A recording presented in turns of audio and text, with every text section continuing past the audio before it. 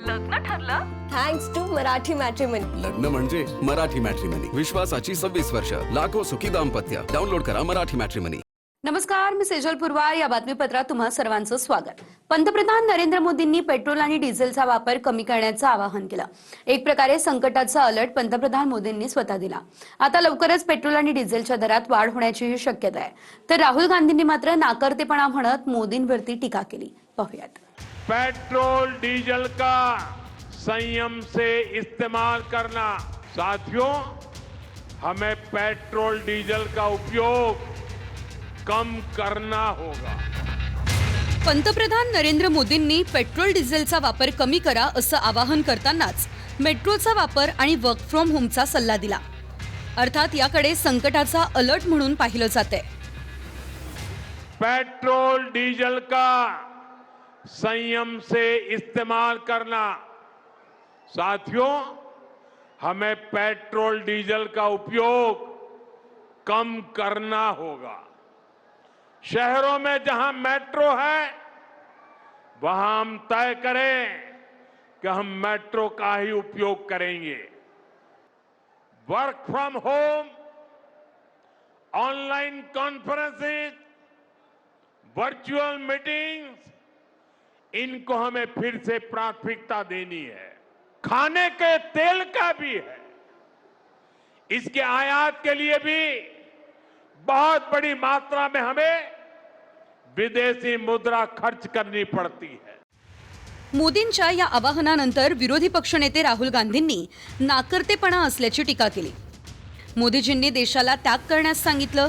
सोनं खरेदी करू नका, परदेशात जाऊ नका, पेट्रोलचा वापर कमी करा, खाद्यतेल आणि खतांचा वापर कमी करा, मेट्रोने जा आणि घरून काम करा, हे उपदेश नाही तर नाकर्तेपणाचे पुरावे आहेत। 12 वर्षांनंतर देशाला या परिस्थितीत आणलं की सांगावं लागतंय काय खरेदी करा, काय खरेदी करू नका, कुठे जायचं आणि कुठे नाही। प्रत्येक वेळी जनतेवर जबाबदारी टाकताना कारण स्वतः उत्तरदायित्व टाळतात। देश चालवणं हे तडजोड करणाऱ्या पंतप्रधानांचं काम नाही। देशामध्ये सर्वात रिजेक्टेड नेता हे राहुल गांधी आहेत। रिजेक्टेड माल आहे। आता त्याला तुम्ही महत्त्व देता, आम्ही देत नाही। मोदीजींनी जे सांगितलं त्याचा जर अर्थ राहुल गांधींना कळला नाही तर आता त्यांना दोष देता येत नाही। कुठेतरी त्यांची समजच कमी आहे, पण तो जनतेला कळलाय आणि त्यामुळे जनता रिस्पॉन्ड करेल। युद्धाचा परिणाम भारतावरही झाला आणि भारत कच्च्या तेलाची आयात इराणच्या हॉर्मुझ सामुद्रधुनीतून करतो। इथेच इराणनं नाकाबंदी केली आहे। युद्धाच्या आधी हॉर्मुझच्या समुद्री मार्गातून भारत रोज जवळपास 20 लाख बॅरल कच्चं तेल मागवायचा। भारत 90% कच्च्या तेलाची आयात करतो। त्यातच युद्धामुळे कच्च्या तेलाच्या किमती $105 वर गेल्या आहेत। युद्ध सुरू होण्याआधी ही किंमत $70 प्रति बॅरल इतकी होती। त्यामुळे कच्च्या तेलाच्या किमती वाढल्या असल्या तर पेट्रोल आणि डिझेलचे दर न वाढवल्यानं भारतातल्या तेल कंपन्यांना महिन्याला 30,000 कोटींचं नुकसान होतंय। जागतिक परिस्थिती तयार झालेली आहे, त्याचा सर्व देशाच्या अर्थव्यवस्थांवर एक मोठा ताण पडतो आहे। आपल्या बाजूला पाकिस्तानमध्ये पेट्रोलचे भाव 450 रुपये इतके वर गेलेले आहेत। अनेक देशांमध्ये पेट्रोल डिझेलची कमतरता आहे आणि आपला जास्तीत जास्त परकीय चलन आपल्याला वाचवता कसं येईल हे बघता या प्रत्येक गोष्टीत आपण ज्या प्रकारे रॅशनलायझेशन करू शकू ते केलं पाहिजे। कालपर्यंत सांगत होते भरपूर साठा आहे पेट्रोल डिझेलचा, अचानक काय झालं? सोनं चांदीला काय झालं? अर्थव्यवस्था इतकी ढासळली आहे की आपण याच्यातनं सुटू शकत नाही। आपला गळा दाबला जाणार आहे। पेट्रोल डिझेलचे भाव पुढच्या काही दिवसांमध्ये 30 ते 40 रुपयांनी वाढवण्यात येतील। बेंगॉलची निवडणूक झाली, आता सगळं संपलं। पेट्रोल आणि डिझेलचा वापर कमी करा हे पंतप्रधान यासाठी सांगतायत कारण अमेरिका इस्रायलचं इराणसोबतचं युद्ध आणखी भडकलं तर परिस्थिती बिकट होऊ शकते आणि कच्च्या तेलाच्या किमती आवाक्याबाहेर जाऊ शकतात। मोदींचं आम्ही ऐकून घेऊ, पण मोदींना आमचे 2 शब्द सुद्धा ऐकून घ्यायला पाहिजे। त्यांना त्यांचे दौरे सुद्धा कमी करले पाहिजे। काय मोदी ऐकतो फक्त भाषणबाजी करत राहतो। व्यापारीशिवाय हे शेतकऱ्याचा इतकाहीच नाही। व्यवसाय बंद करायचे का? ज्याचा व्यवसाय मुळशीला राहिला येतो आणि पुण्यात यायचं आहे, हे अंतर जवळजवळ 50 किलोमीटर अंतर आहे। देशाच्या सामान्य नागरिकाला का वेठीस धरत आहे? तुमच्या मागचा ताफा जो 10-10, 15-15 गाड्यांचा आहे तो कमी करा ना तुम्ही. तर आम्हाला असं वाटतं की कदाचित पेट्रोलचा तुटवडा भासू शकतो, म्हणून जिथं आम्ही 200चं टाकायचं तिथं 600चं टाकून घेतोय आता. म्हणजे आम्हाला असं वाटतं की कदाचित लॉकडाऊनही लागू शकतो. आमदाराच्या मागे कमीत कमी 50-60 गाड्या आहेत साहेब.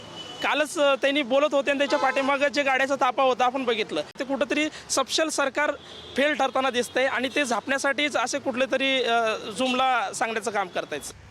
नागरिकांना पेट्रोल डिझेल वाचवण्याचं आवाहन मोदी करत असले तरी विरोधकांनी त्यांच्याच कृतीवर बोट ठेवलं. या आवाहनाची सुरुवात स्वतःपासून करा असं पटोले आणि दमानी यांनी म्हटलं. एक दिवस आधी पेट्रोल डिझेल वाचवण्याचं आवाहन केलं. दुसऱ्याच दिवशी मोदींनी सोमनाथमध्ये रोड शो केला. त्यावरूनही पटोलेंनी टीका केली.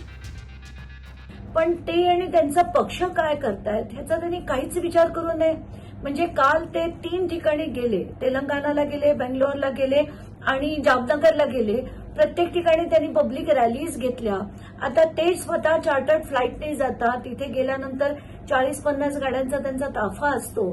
तर हे करणं कितपत योग्य आहे? इतकंच नाही तर ते आता शुक्रवारी स्वीडन, नॉर्वे, UAE, इटली अशा सगळ्या परदेश दौरा ते स्वतः करणार आहेत. इकडे महाराष्ट्रात बऱ्याच शहरांमध्ये पेट्रोल डिझेलचा तुटवडा निर्माण झालाय. लातूरमध्ये डिझेल आणि पेट्रोलचा तुटवडा निर्माण झालाय. पुरवठा न झाल्यानं लातूर जिल्ह्यामध्ये अनेक ठिकाणी पेट्रोल पंप बंद आहेत. जे पेट्रोल पंप सुरू आहेत तिथे नागरिकांची सध्या धावाधाव सुरू आहे. चंद्रपुरात पेट्रोल पंपावर मोठ्या वाहनांसाठी 50 लिटरची मर्यादा आखण्यात आली आहे. वाहनांच्या रांगा लागत असल्यानं 50 लिटरपेक्षा जास्त डिझेल न देण्याचा निर्णय देखील पेट्रोल पंप चालकांनी घेतलाय. सिंधुदुर्ग जिल्ह्यात 2 दिवसांपासून पेट्रोल आणि डिझेलचा तुटवडा आहे.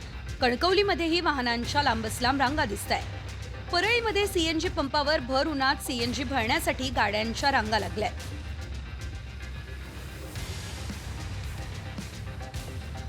पश्चिम आशियातील संकटांचा सामना करण्यासाठी दिल्लीमध्ये संरक्षण मंत्री राजनाथ सिंह यांच्या अध्यक्षतेत केंद्रीय मंत्री गटाची बैठक झाली. पुरवठा सुरळीत ठेवण्यासंदर्भात आणि कच्च्या तेलाच्या वाढत्या किमतीचा आढावा या बैठकीमध्ये घेण्यात आला. Bureau report, TV9 Marathi. लग्न ठरलं थँक्स टू मराठी मॅट्रिमनी. लग्न म्हणजे मराठी मॅट्रिमनी. विश्वासाची 26 वर्ष. लाखो सुखी दाम्पत्य. डाउनलोड करा मराठी मॅट्रिमनी.